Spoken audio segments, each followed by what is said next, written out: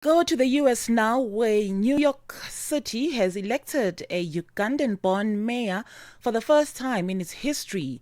Zohran Mamdani, a 34-year-old Democratic Socialist and son of Ugandan immigrant, has swept to victory in a race that's shaken up America's political landscape. His win marks a new chapter not just for New York, but for immigrant and progressive voices across the United States as Democrats celebrate key victories in races nationwide. To talk more about this, we have on the line John Feffer, Director of Foreign Policy in Focus at the Institute for Policy Studies in the United States. Good evening, Mr. John, and thank you so much for taking your time and joining us on Africa World Hour. Thank you for having me on the show. Zohran Mamdani's victory in New York as a Ugandan-born self-described socialist marks a major shift in the U.S. urban politics. What does this tell us about the direction of American progressivism in heading into the next national election cycle? Well, certainly it is a sign that Americans are fed up with the Trump administration. But if you take into account the other electoral victories yesterday, the governor's race in Virginia, the governor's race in New Jersey, redistricting in California, but those generally speaking are kind of centrist, moderate states. New York, of course, is a little different. New York City is very multicultural. There are segments of New York City that are very progressive. So his victory, Mamdani's victory in New York as a Democratic Socialist, certainly reflects the political character of New York and how people in New York are fed up with centrism in the Democratic Party. It doesn't necessarily suggest that all the rest of the country is just excited to go in the same direction in the lead up to, say, next year's midterm elections. Mamdani directly challenged President Donald Trump in his victory speech. How do you interpret that moment? Was it political or a sign of a deeper ideological showdown between the local progressive movements and the Trump aligned right? Well, I think local jurisdictions, whether we're talking about cities or states that are blue, more or less affiliated with the Democratic Party, have really decided that they've had enough with Trump. I mean, he has gone after them in terms of the withdrawal of funding. He has sent in ICE agents. He has sent in the National Guard. So it was expected that someone like Mamdani was going to challenge Trump. And of course, Trump entered the race essentially by supporting Mamdani's opponent, Andrew Cuomo, a Democrat, but Trump was willing even to support a Democrat in order to prevent Mamdani from winning. So it was both ideological, but also, I think, of course, it reflects a much deeper split between kind of cities and the needs of cities and states over kind of Trump's very personalistic and autocratic style and his effort to basically destroy any political opposition to his rule. And President Trump's influence remains strong nationally despite several legal and political challenges. How do victories like Mamdani's affect Trump's narrative of a silent majority supporting him? Well, it's tough to really justify that narrative coming from the White House. I mean, Trump's popularity rating, it hovers anywhere between 37 and 42, maybe 43%. He doesn't even get close to 50%. So there is still a kind of strong minority support for Trump.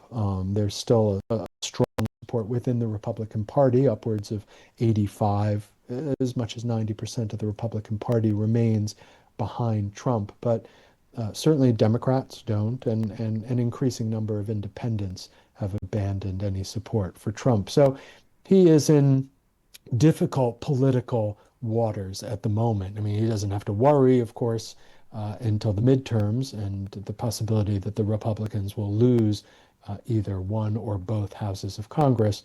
And then again, in terms of his own position, well, he shouldn't, of course, be allowed to run again according to our Constitution, but he has made noises about running again anyway.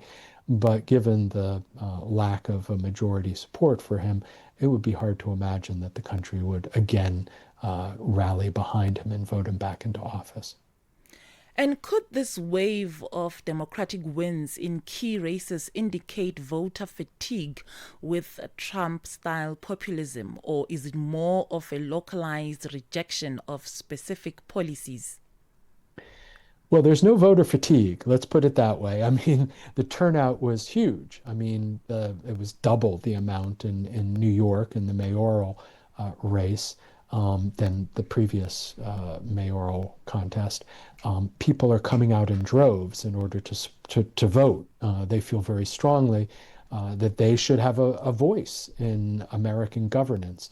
And this is something that, well, Trump doesn't really believe in, since he doesn't even take into account congressional voices, much less the voices of the public. So I think that voters are, of course, upset about the general trends in America. They're upset about executive overreach by Trump. They're upset about his cancellation of programs, money that is going to healthcare and food and heating assistance throughout the United States. They're very concerned about the rising prices. They're worried about his erratic leadership and his leadership style. So there are lots of reasons why people are going to the polls. What they've needed up until now is, a clearly articulated alternative, and they're starting to get that.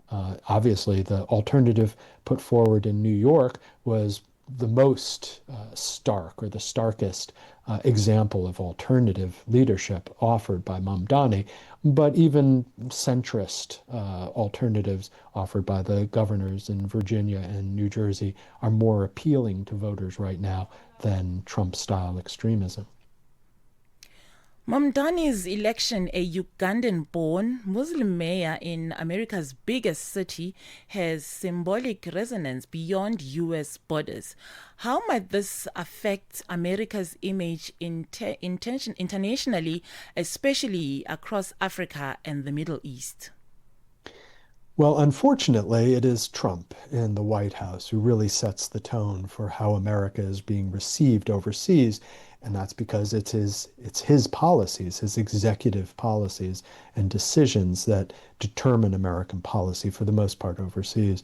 A mayor, well, can have some impact, just as, say, Gavin Newsom as the governor of California, which is a huge state. He too can have impact to a certain extent, can serve as a counterbalance to what Trump is doing in the White House.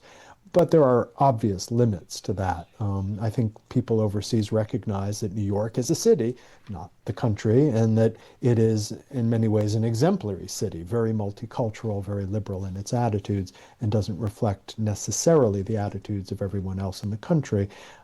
Nevertheless, it's an important sign also for folks who have been very upset over what's happening in Gaza, because Mamdani has been pretty clear about his opposition to Israeli government policies. And so I think it sends a strong signal that not everybody in the United States agrees with Donald Trump on foreign policy issues. And that, I think, is useful as we head into future elections that will determine perhaps a change in course in U.S. policy. Mr. Feffer, we'll leave it there. I really appreciate you taking your time and joining us on Africa World Hour. Thank you very much for having me on the show. That was John Feffer, Director for Foreign Policy in Focus at the Institute for Policy Studies in the United States, talking to us on the line.